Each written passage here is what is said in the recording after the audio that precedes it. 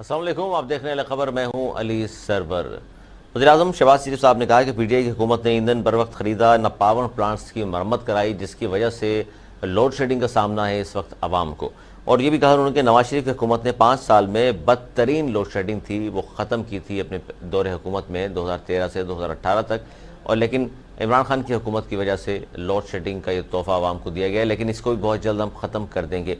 और दूसरी तरफ नवाज शरीफ साहब से मुलाकात करके बिलावल भुट्टो ज़रदारी साहब ज़ाहिर एतमाद में लेंगे अपनी पार्टी। ख़ासतौर पर CAC का उन्होंने इजलास बुला लिया है और उस इजलास में वो अपने तमाम सीनियर्स लोगों को जो एग्जीक्यूटिव कौंसिल के मेंबरान हैं उन सबको लेंगे एतमाद में और उसमें बताएंगे कि क्या उनसे बात हुई है और कभी इम्कान इन बात के हैं कि वज़ीर ख़ारजा के ओहदे का हलफ उठा लेंगे।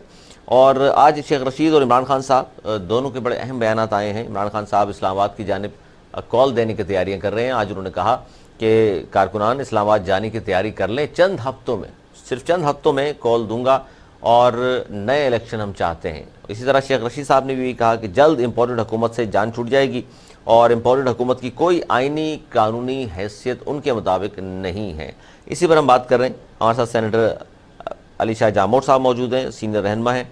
बहुत शुक्रिया शाह साहब। क्या कहेंगे कि एक बार फिर एक तो ये लोड शेडिंग वगैरह जिस सारे तोहफे जिस तरह कहा गया शहबाज शरीफ साहब की जानिब से कि इमरान खान की हुकूमत के हैं, सर आप नहीं समझते कि ये तमाम बातें फिर वही दोबारा शुरू हो गई हैं? इमरान खान आए थे तो वो पिछली हुकूमतों में डाल रहे थे, अब ये हुकूमत है तो ये इमरान खान पर सारी बातें डाल रही है। इस पर भी हम बात करेंगे कि अब होगा क्या, क्योंकि बड़ी अहम सिचुएशन है ये।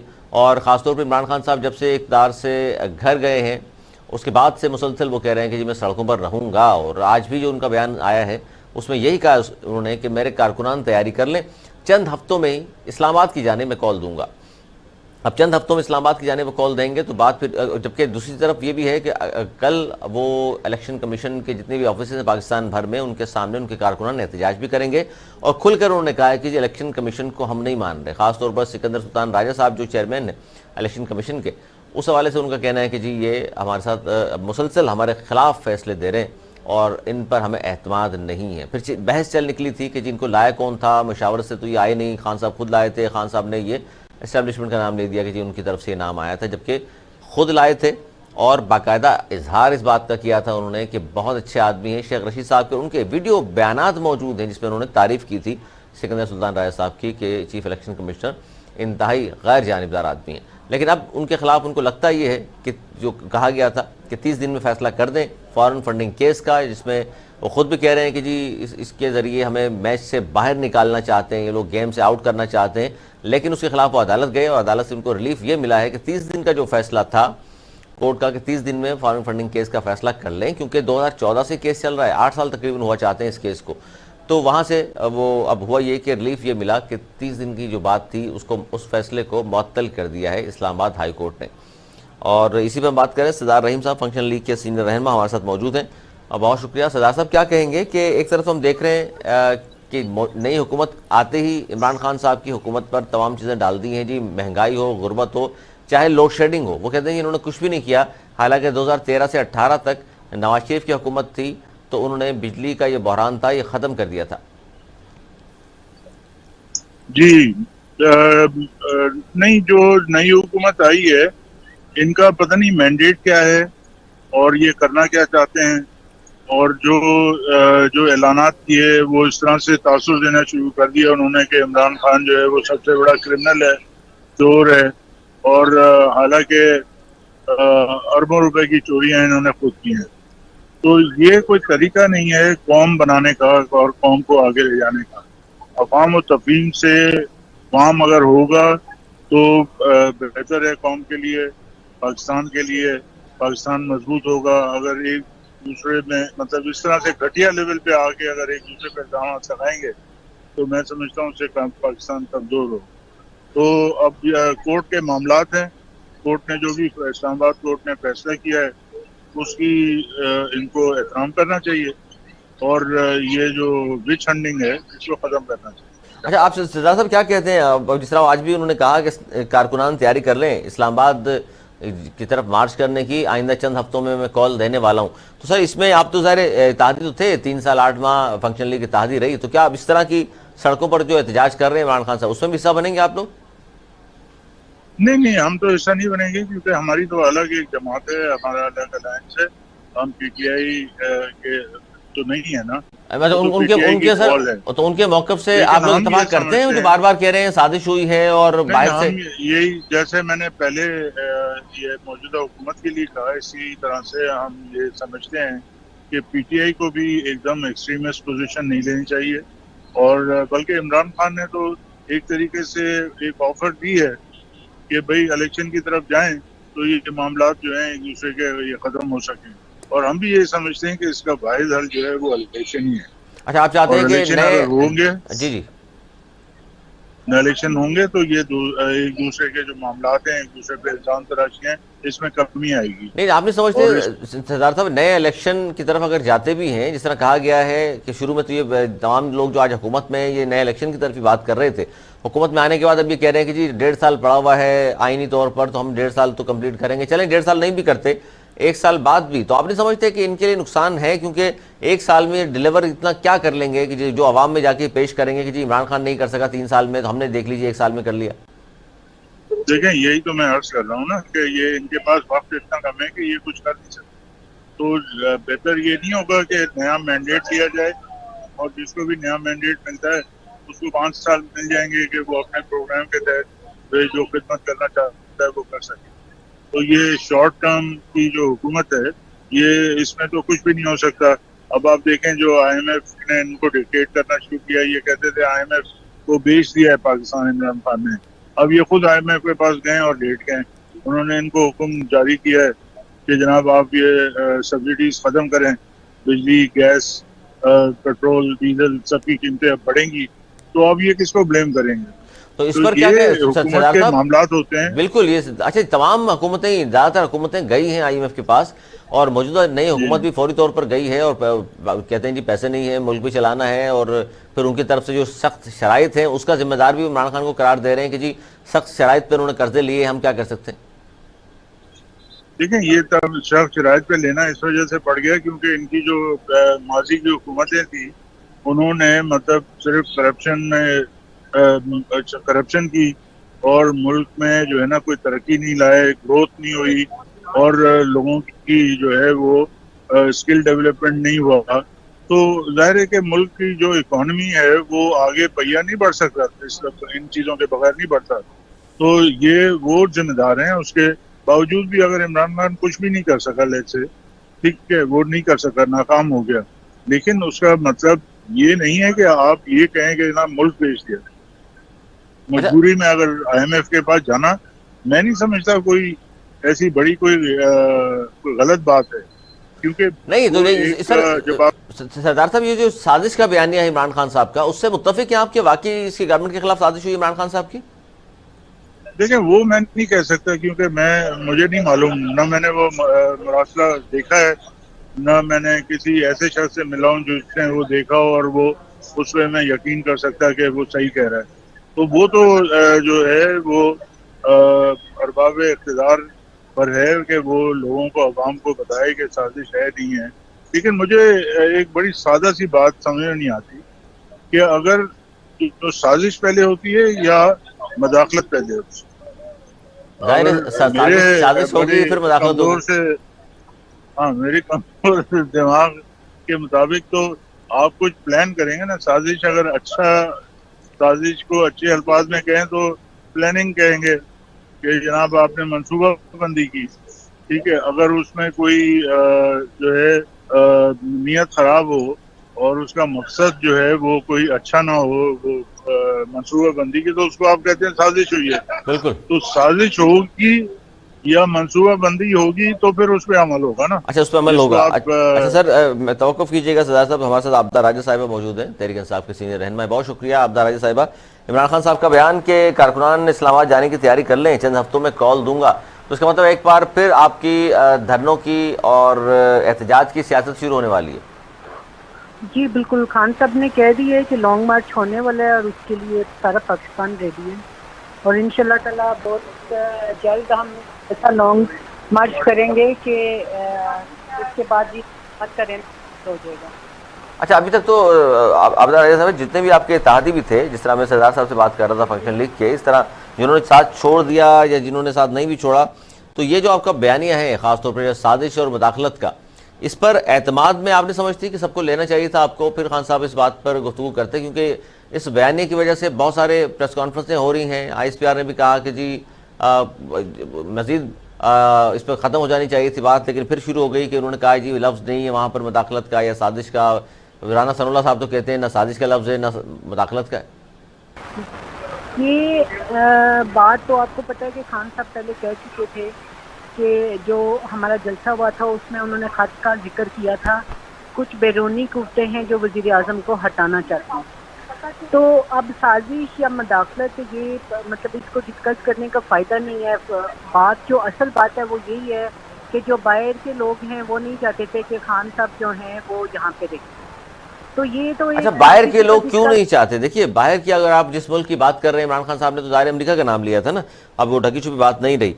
एक तरफ तो IMF जो अमेरिका के ज़ेर तसल्लुत है, उन्होंने अगर आपको तंगी करना हो तो वो आपको IMF के जरिए कर्जे क्यों देते, वो मना कर देते। नोट का था ना वो कोविड की दवा जो दी उन्होंने 38 लाख आपको दवाएं पहुंचाई, वो बंद कर देते।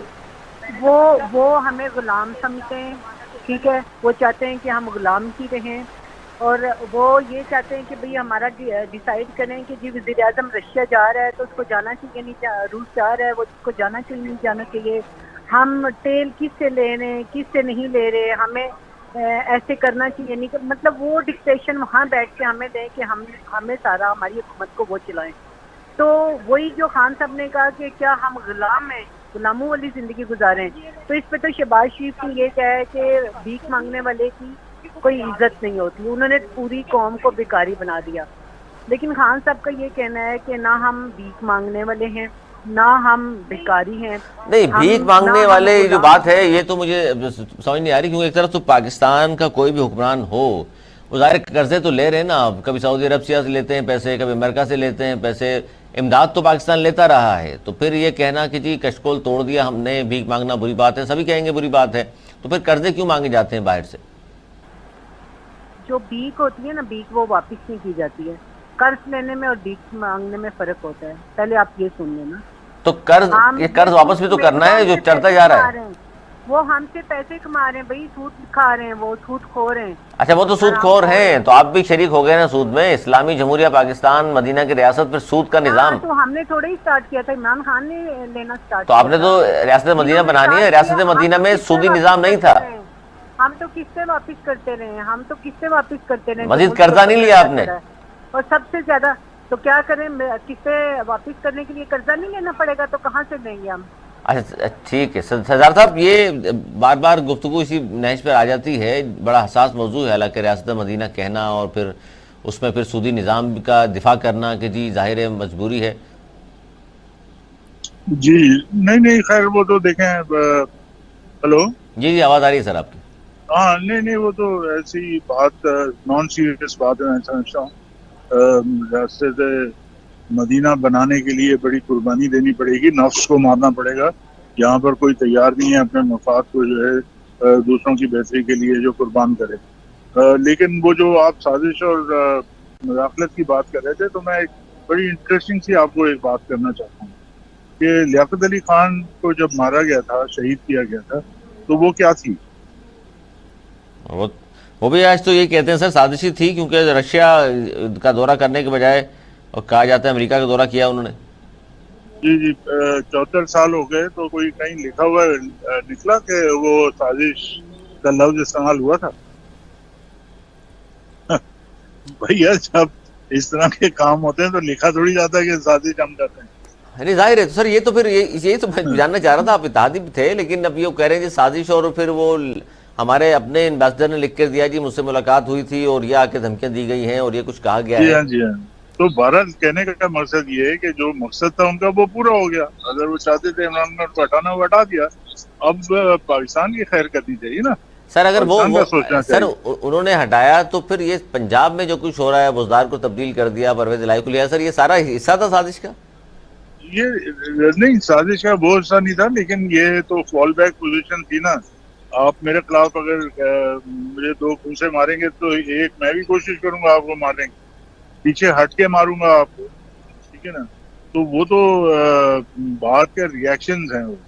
लेकिन असल अगर ये कहे कि भारत बैरूनी ताकत जो है वो हटाना चाहती थी तो हटा दिया। अब दोबारा से इलेक्शन कराएं, नया मैंडेट लें और जाहिर है कि ये इशू बनेगा इलेक्शन में भी।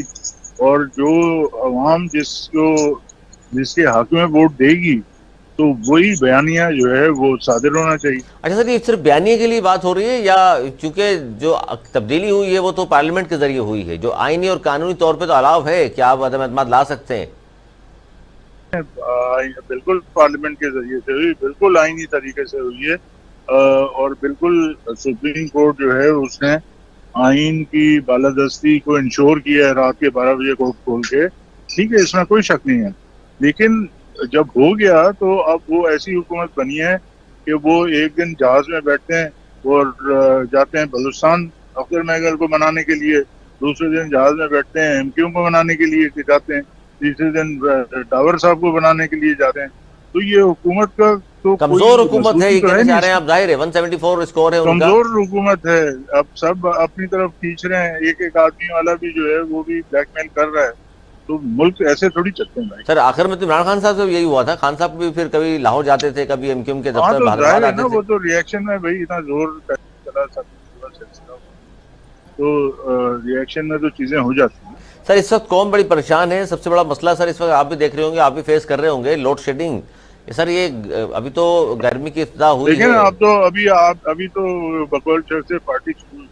अभी तो अब पार्टी महंगाई का जो तूफान आएगा, ठीक है, और जो पेट्रोल की प्राइसेस बढ़ेंगी, इसका मतलब हर शे की प्राइसेस बढ़ेगी, तमाम अशिया की प्राइसेस बढ़ेगी। सर ये नई हुकूमत आ गई, डॉलर तो फिर भी 190 से ठीक है, 84 उन्होंने 82। आते ही साथ कहा कि जनाब पेंशन बढ़ा दी, तनख्वाह बढ़ा दी, लेकिन कुछ भी नहीं हुआ।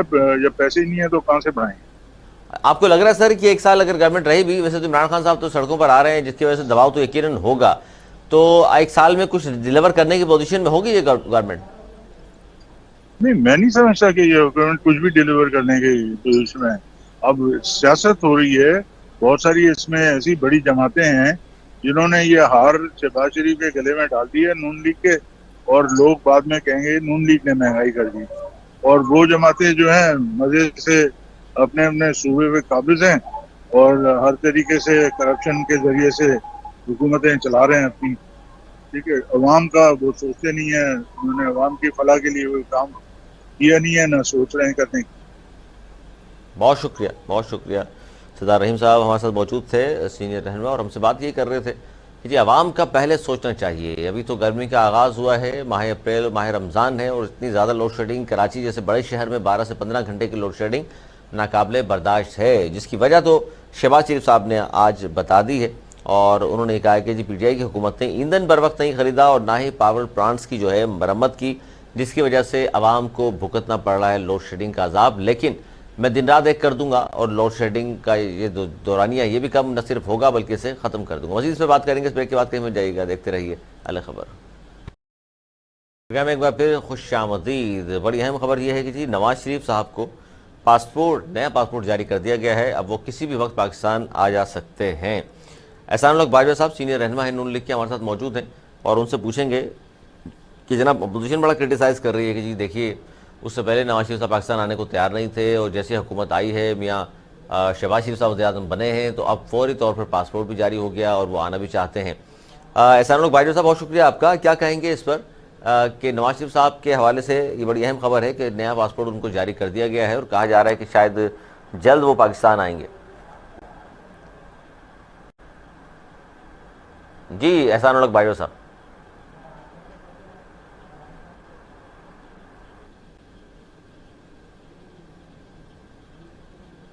अच्छा जी, नवाज शरीफ साहब के हवाले से बड़ी अहम खबर थी और जिसमें कहा गया है कि जिनको नया पासपोर्ट जारी कर दिया गया है और नवाज शरीफ साहब बहुत जल्द पाकिस्तान में होंगे एक तरफ, और दूसरी जानिब शहबाज शरीफ साहब उम्रा अदायगी के लिए जा रहे हैं और उस साथ जो एक बड़ी कहा जा रहा है जी अपने इत्तेहादियों को साथ लेकर जा रहे हैं। उसमें बहुत सारे लोग शामिल हैं, जिसमें मरीम नवाज साहिबा के हवाले से भी ECL में नाम था, राना सनाउल्लाह साहब का भी नाम था, बहुत सारे लोगों के नाम थे जो निकाल दिए गए हैं और उनका पासपोर्ट चूँकि रख दिया गया था अदालत में, वो भी पासपोर्ट वापस लेने की दरख्वास्त की है मरीम नवाज साहिबा ने भी। और कहा ही जा रहा है मोहसिन दावड़ साहब के हवाले से बड़ी अहम खबर है कि जी उनका नाम भी चूँकि ECL में था और निकाला नहीं गया था, तो उनको कैसे लेकर जाएंगे। फिर पता चला कि जी वन टाइम उनको इजाज़त दी जा सकती है, तो शायद वो भी जाएंगे। एहसान उल हक बाजवा साहब, बहुत शुक्रिया, आपका वक्त दिया आपने। सर, नवाज शरीफ साहब के हवाले से बड़ी अहम खबर है कि पासपोर्ट उनको नया जारी कर दिया गया है। जी बिल्कुल, बहुत मेहरबानी, शुक्रिया जनाब, आपने लाइन पे लिया है।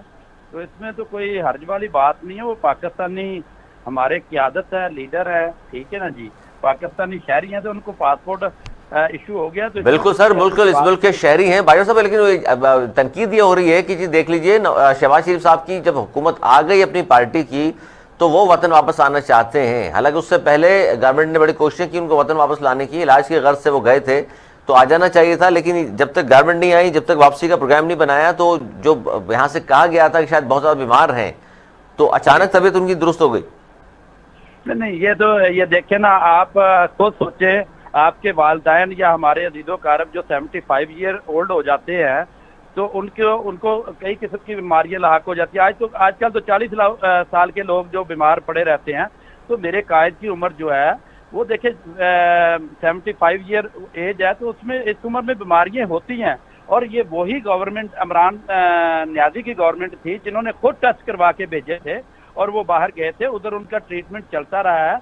अभी ये तो आप लोग किसी ने नहीं कंफर्म किया है, वो कल ही आ रहे हैं। पासपोर्ट बनाना उनका हक था। पासपोर्ट नहीं, ये कंफर्म नहीं है। मकसद ये है कि जब पासपोर्ट जारी हो गया तो अब उनकी मर्जी है, किसी वक्त भी आ सकते हैं। तो बस जैसे उनकी ट्रीटमेंट कंप्लीट होगी, इंशाल्लाह वो वापस आएंगे। इसमें कोई शक वाली बात तो नहीं है, ना कोई गलत बात है इसमें। उनको वापस आना चाहिए, उनको बिल्कुल वापस आना चाहिए। सर, उनके लिए तो चले, उनकी तो इलाज के हवाले से बड़ा मसला था। इसाक डार साहब को तो कोई ऐसा इशू नहीं है, वो क्यों नहीं आ रहे? इसाक डार साहब भी आएंगे। मैं आपको एक बात बता दूं, वो वाहद वजीर खजाना है। वो जब वजीर खजाना थे उस वक्त आप मुल्क की अपनी माशियत की हालत देख लें, माशी हालत कितनी बेहतर थी। वो ये वाहद वजीर खजाना है मोहतरम इसाक डार साहब, जिन्होंने, मैं समझता हूँ कि 2013 से लेके 2017 तक वो वजीर खजाना थे। उन्होंने डॉलर को 98 से 104 तक कंट्रोल रखा और आपका ग्रोथ रेट 5.8 रहा। और देखे, और हर चीज आपको सस्ती मिल रही थी और लोगों को रोजगार। बिल्कुल सही है, बिल्कुल सही है। लेकिन सर, इसमें एक बात है एहसान उल हक बाजवा साहब के, लोग ये कहते हैं, सवाल यहाँ ये उठता है कि जी ये बिल्कुल दुरुस्त है आपकी बात, इतनी अच्छी अगर कारकर्दगी उनकी भी है, मियाँ साहब की भी है, तो फिर ये एक कोई अच्छा इंप्रेशन नहीं पड़ता कि आपकी गवर्नमेंट ना हो तो फिर पाकिस्तान में ना हो। आप जैसी गवर्नमेंट आओ तो फौरन वापस आ जाए। इसका मतलब इक़्तिदार के लिए तो आप हाजिर है इस वतन के लिए, लेकिन ज़रा तो मुश्किल सूरत हाल का सामना करना पड़ जाए तो फिर आप इस वतन में नहीं रहते। मुश्किल सूरत हाल देखो, एक गवर्नमेंट जो एक शैतानी गवर्नमेंट थी, और हम उसको ये कहते हैं कि वो इमरान नियाज़ी गठजोड़ की गवर्नमेंट थी और वो नैब की गवर्नमेंट थी। वो कोई जमहूरियत तो थोड़ी थी इस मुल्क में।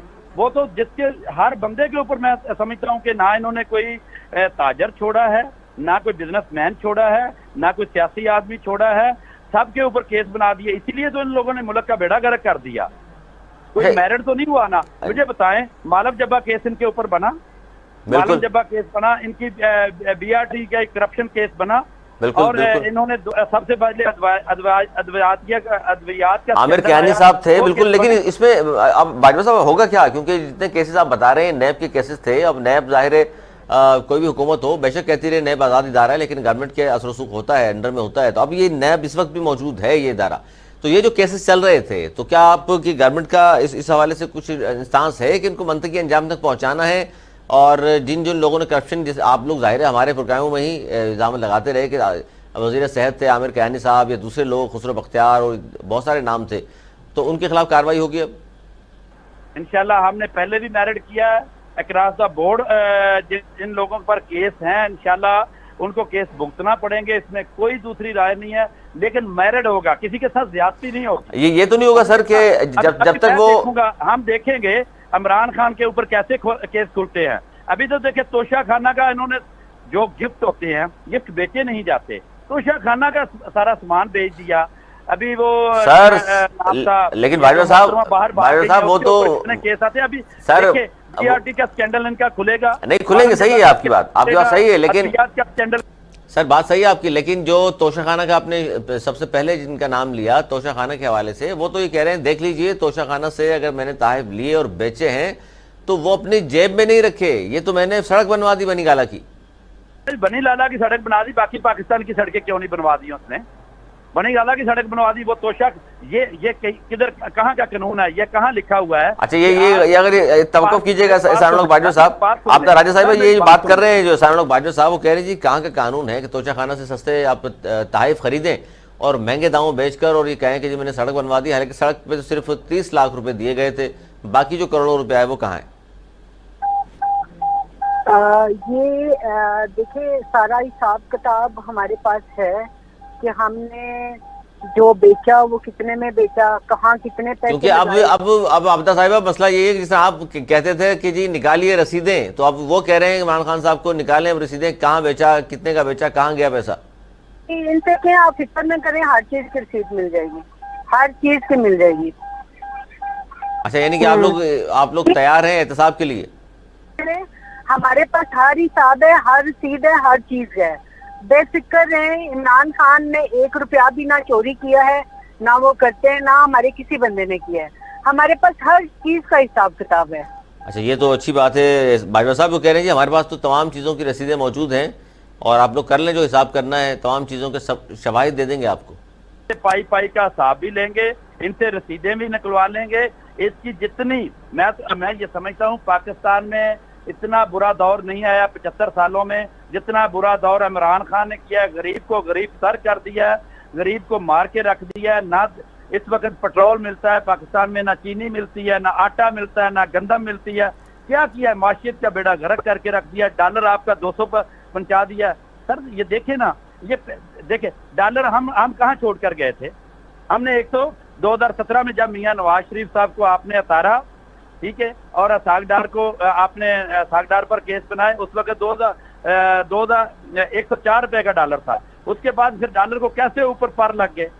इन्होंने माशियत का भी बेड़ा गर्क कर दिया है, मुल्क का भी बेड़ा गर्क कर दिया और गरीब को नहीं। लेकिन ये तो बाजवा साहब आपने समझते 104 तक, जब 190 तक 91 पे चला गया, अब आप दोबारा 104 तक तो नहीं ला सकते उसको।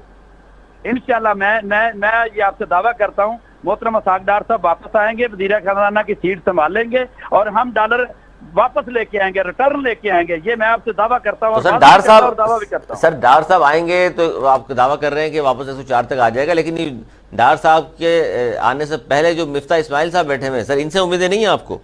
मिफ्ता इस्माइल की अपनी एक्सपर्टीज जो है वो कर रहे हैं, जो बेहतर कर सकते हैं इंशाल्लाह वो भी करेंगे, ऐसी कोई बात नहीं, और बेहतर करेंगे हम। तो आप ये सुन रही हैं आबदा राजा साहिबा भी, तो क्या आप ये यकीन रखें ये पूरी कौम के जनाब अब महंगाई में मजीद इजाफा नहीं होगा, ना पेट्रोल बढ़ेगा, ना बिजली बढ़ेगी, ना आटा बढ़ेगा, ना चीनी की कीमतें ज्यादा होंगी? आप मेरे से सवाल कर रहे हैं? जी आपसे पहले बता दें, फिर आबदा साहिबा से पूछते हैं। देखिए जी, पेट्रोल की समरी आपको पता है 1 मार्च की आई हुई है, 45 रुपए बढ़ाने की समरी आई हुई है इमरान खान के पास। इमरान खान ने पेट्रोल नहीं बढ़ाया। पेट्रोल तो इमरान खान ने इसलिए नहीं बढ़ाया, उस वक्त तो इमरान खान साहब को पता था कि मैं जा रहा हूँ और मेरी ये सारी करतूतें सामने आ जाएंगी, और पेट्रोल को दबा के रखा। और मैं समझता हूँ कि अरबों रुपए का हमारे मुल्क को नुकसान हुआ। पेट्रोल तो उसी वक्त बढ़ाना चाहिए था। IMF, अच्छा आज आप ये कह रहे हैं सर उसी वक्त पेट्रोल बढ़ा देना चाहिए था? बात सुने ना सर, IMF के साथ मुआदे इन्होंने किए हुए हैं, हमने तो नहीं किए। ये मुआदे इन्होंने किए हुए हैं, पेट्रोल बढ़ाने का, चीनी बढ़ाने का और ये महंगाई को ऊपर ले जाने का इन्होंने मुआदा किया हुआ है ना। तो सर अब ये इन माहिदों को आप देखेंगे नहीं, इन माहिदों को कंटिन्यू तो नहीं करेंगे ना? जब अगर अवाम दुश्मन माहिदे हैं तो इनको तो आप तब्दील कीजिए। अभी तो हमारी गवर्नमेंट को हमारी को सीधी तो होने दो, बन लेने दो। इंशाल्लाह इनको हम कंटिन्यू नहीं करेंगे। आपको हर गरीब आदमी को रिलीफ मिलता हुआ नजर आएगा पाकिस्तान में। लेकिन भाई साहब जिस तरह की गड़बड़ है, आपके 174 नंबर्स तो हैं, लेकिन इतने सारे इत्तेहादी हैं, आपको वो ब्लैकमेल भी तो कर रहे हैं। कभी जाना पड़ता है शहबाज शरीफ साहब को बनाने के लिए मैंगल साहब को, कभी MQM को बनाने कराची आना पड़ता है। देखिए ये सारे मामला चलते रहते हैं। मैं तो समझता हूँ कि सारी जमातों को मिलकर इस मुल्क के लिए काम करना चाहिए, और इस वक्त सारी जमातें मिलकर मुल्क के लिए काम करेंगी। और इंशाल्लाह ये बात आपको मियां शहबाज शरीफ की याद होनी चाहिए कि सबसे पहली स्पीच जब 2018 में गवर्नमेंट बनी थी तो मियां शहबाज शरीफ ने कहा था आए सारी जमातें बैठ के माशियत पर बात करें, बिल्कुल माशी हालात दुरुस्त करें। ये बात दुरुस्त है आपकी, ये बात दुरुस्त है। आबदा राजा साहब ये बात दुरुस्त है कि शहबाज शरीफ ने उस वक्त ऑफर की थी कि मिसाक मईशत कर लें, क्योंकि मईशत सबसे अहम चीज है मुल्क चलाने के लिए। देखें जिन्होंने इनके साथ मिलना था ना वो मिल गए, सब लोग आपस में मिल गए एक बंदे को हटाने के लिए, और वो बंदा इनकी इमरान खान जिसका नाम है, वो इनके गले की हड्डी बना हुआ है, जिसको ये ना निगल सकते हैं और ना थूक सकते हैं, और इंशाल्लाह ताला ये उसी हड्डी से ही मर जाएंगे, आप देखिएगा। अच्छा, उसी हड्डी से मरेंगे? हाँ बिल्कुल, इनको ये एक ऐसी बंद गली के अंदर फंसते हैं जिसके अंदर से ये निकल ही नहीं सकते। अच्छा, आप समझ रही हैं कि आप लोगों ने इनको बड़ा स्मार्टली प्ले किया है और बंद गली में फंसा दिया है। इनको ये समझ नहीं आ रही कि इन्होंने पंगा कहाँ लिया और क्यों लिया। ये तो बैठे रोएंगे, अभी एक दूसरे के साथ फाड़ेंगे। बहुत जल्दी आप देखिएगा कि इनकी लड़ाइयाँ सारी कौम के साथ। बाजवा साहब, इतने खतरनाक हालात हैं। मोहतरमा को शायद ये बात भूल गई है, जब इमरान न्याजी कंटेनर पर खड़े होके 126 दिन का धरना दिया, और वो इस्लामाबाद में धरना दिया, रेड जोन में धरना दिया, और मैं समझता हूँ कि पाकिस्तान के शरीफ लोगों की माओ बहनों को, बेटियों को नचवाया, और वो कंटेनर पर बैठकर झूठ बोलते। ये इस तरह के लैंग्वेज ना इस्तेमाल करें, गैर पार्लिमानी लफ्ज नहीं। उस वक्त मोहतरमा ये इमरान साहब ये कहते थे कि मैं ये करके दूंगा, मैं ये करके दूंगा, मेरे पास टीम रेडी है, मैं ऐसे कर दूंगा, मैं पेट्रोल नीचे लेके आऊंगा, मैं आटा चीनी का रेट नीचे लेके आऊंगा, दवाइयाँ फ्री दूंगा। देखें, इमरान साहब उस वक्त ये भी फरमाया करते थे कि मैं कोई भी बाहर से बंदा नहीं लूंगा, आजाद जीता हुआ बंदा नहीं लूंगा, मैं किसी पार्टी को दूसरी पार्टी को अपने साथ शामिल नहीं करूंगा, मैं अपनी गवर्नमेंट बनाऊंगा। और फिर मैं समझता हूँ कि जब 2018 का इलेक्शन के बाद इन्होंने मोहतरम जंगीर तरीन का हेलीकॉप्टर ऐसे चलाया जैसे साइकिल चलता था।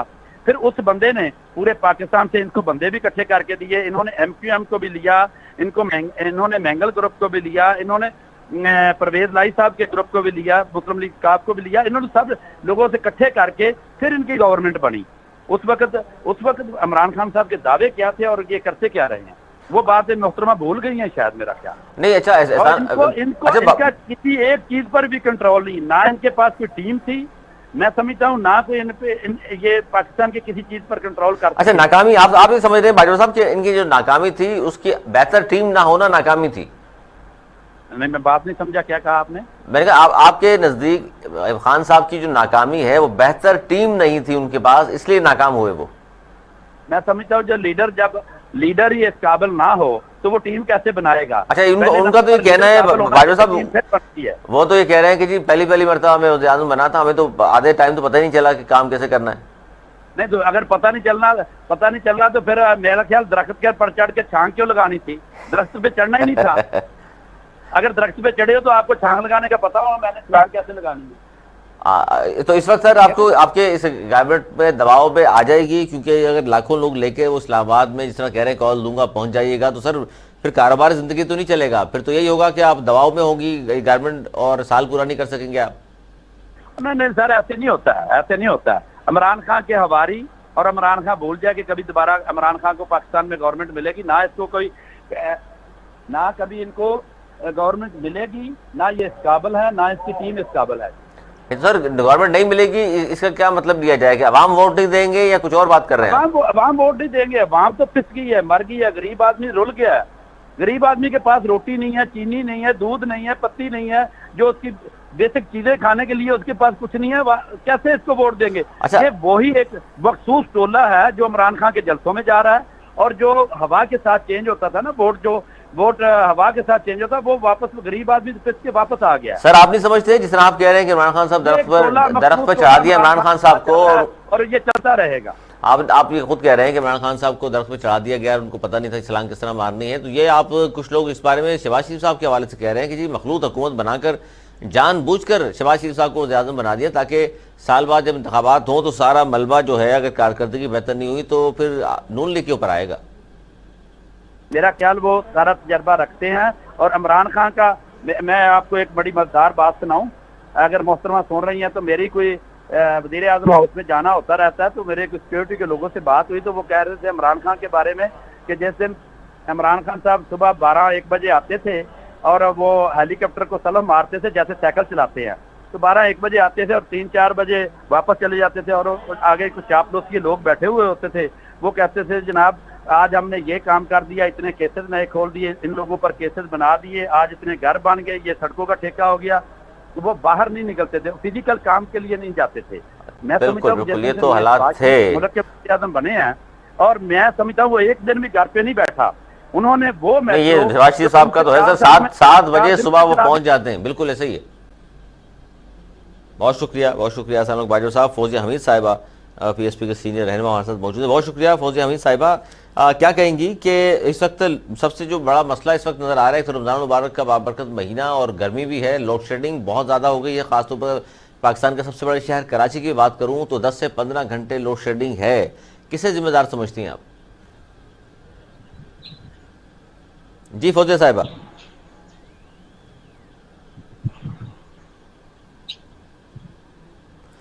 जी फौजिया हमीद साहब, लोड शेडिंग के हवाले से कि किसे जिम्मेदार समझ रही हैं आप, क्योंकि नई हुकूमत आई है वो तो साबका हुकूमतों में डाल रही है।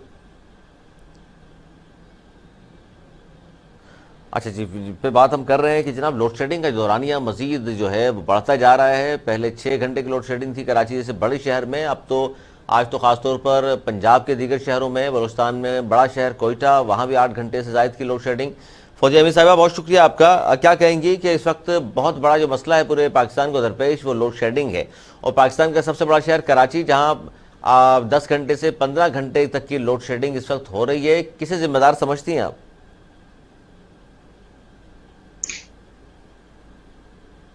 मिनश्शैतानिर्रजीम बिस्मिल्लाहिर्रहमानिर्रहीम। सबसे पहले तो बहुत शुक्रिया मुझे मदऊ करने का प्रोग्राम में। दूसरी बात ये है कि जब हम कराची की बात करते हैं, पाकिस्तान की बात करते हैं, तो मैं ये समझती हूँ कि कराची वो बदनसीब शहर है जो कि पालता तो सबको है, लेकिन जब उसके हकूक की बात आती है तो सब इधर उधर दाएं बाएं हो जाते हैं। नहीं, दाएं बाएं कहाँ हो जिनको जाते हम हैं ये फौजिया समझते साहिबा? थे कि जो कि दाएं बाएं के नहीं लिए कुछ होते, करेंगे, दाएं बाएं नहीं होते, वो सीधा साधा अल्फाज इस्तेमाल करें बिक जाते हैं। जब उनका दिल करता है वो हुकूमत में चले जाते हैं, जब उनका दिल करता है वो अपनी जेबें भर लेते हैं, फिर वो हुकूमत में चले जाते हैं। तो वो कराची के लिए क्या कर रहे हैं? आजकल जो है वो वही खास जमात जिनको हम नफीस लोग, इमरान खान साहब ने कहा था, आजकल वो अपना चूरन जो है वो जो महाजर सूबे का चूरन है वो भी नहीं बेच रहे, क्योंकि अच्छे खासे उनकी जेबें और मुंह भर दिया गया है। तो कराची को आप बात कर रही है फौजिया साहिबा, एक बयान में शामिल करूंगा। Senior deputy convener Aamir Khan साहब ने अभी 2 दिन पहले ये कहा पीएसपी के बारे में कि पीएसपी को सियासी जमात कहना तो तौहीन है, बल्कि वो तो चंद अफराद का टोला भी नहीं है, चंद अफराद की टोली है पीएसपी। ठीक है, ठीक है, चलिए ये उनकी सोच होगी, और ये जो उन्होंने बयान दिया है ये उनकी सोच की अक्कासी करता है। पीएसपी जिसने बनाई सैयद मुस्तफ़ा कमाल, वो शख्स है जो कि ज़ुबान का जो है और गुफ्तार का दोनों का जो ना धनी है। वो जो कह रहा है वो करके दिखा रहा है। उसने अल्ताफ हुसैन की सियासत से इख्तिलाफ किया और उस झंडे को और उस निशान को छोड़कर अपनी एक अलग से सियासी जमात बनाई। वो छोटी है बड़ी है ये एक अलग कहानी है, लेकिन वो उनके साथ दोगलापन नहीं उसने किया। आज ये जो किराए के घर में आके रह रहे हैं, आप इनसे पूछिए कि ये जो पानी को ये निकाल के उसी का झंडा इस्तेमाल कर रहे हैं, उसी का निशान इस्तेमाल कर रहे हैं, तो दोगले तो ये हुए ना। टोली तो ये है जो कि मुख्तलिफ चूचू का मुरब्बा इकट्ठा हुआ है। जरा सी कोई चीज आती है, अभी आप देखिए गवर्नरशिप पे इन लोगों ने कितनी लड़ाई कर रहे हैं। इससे पहले इनको जो मिनिस्ट्रीज मिली थी उस पे इन्होंने कितना हंगामा आराई की है। तो मैं ये समझती हूँ कि जिसने ये बात की है उनको ये बात सोचना चाहिए कि अगर वो कोई बात ऐसी कह रहे हैं तो अपने गिरबान में झांके और ये देखें कि उनके शोल्डर्स पे कितने महाजरों का खून है। तो वो कर्जदार हैं तमाम महाजरों के, और आज महाजरों के नाम पे जो है कैश जो कुछ करवा रहे हैं वो सिर्फ अपने ज़ात को जो है वो सिर्फ फ़ायदा पहुंचा रहे हैं, वो किसी शख्स को फ़ायदा नहीं पहुंचा रहे। अगर ये लोग अच्छे होते तो आज कराची लावारिस ना होता। बहुत शुक्रिया फौजिया हमीद साहिबा अपने ख्यालात का इज़हार कर रही थी कि जनाब इस वक्त जो भी पोजीशन है, ख़ासतौर पर सियासी पोजीशन हम बात करें तो मौजूदा जो हुकूमत है और बड़ी कमज़ोर हुकूमत इसलिए है कि 174 वोट उन्होंने हासिल किए हैं और मैंगल साहब कभी नाराज़, कभी एमक्यूएम नाराज़, और फ़लाँ मिनिस्ट्री फ़लाँ को चाहिए और फ़लाँ मिनिस्ट्री फ़लाँ को चाहिए। ये तमाम बातें बर्दाश्त करनी है। जबकि इमरान खान साहब ने अपने कारकुनान को तैयारी का हुक्म दे दिया है और उन्होंने कहा है कि चंद हफ्तों में इस्लामाबाद की जानिब कॉल दूंगा और फिर देखिएगा क्या होता है। आज तक के लिए इतना ही, अगले प्रोग्राम तक के लिए सब मेरी टीम को दी इजाज़त। मौलाना के बाद।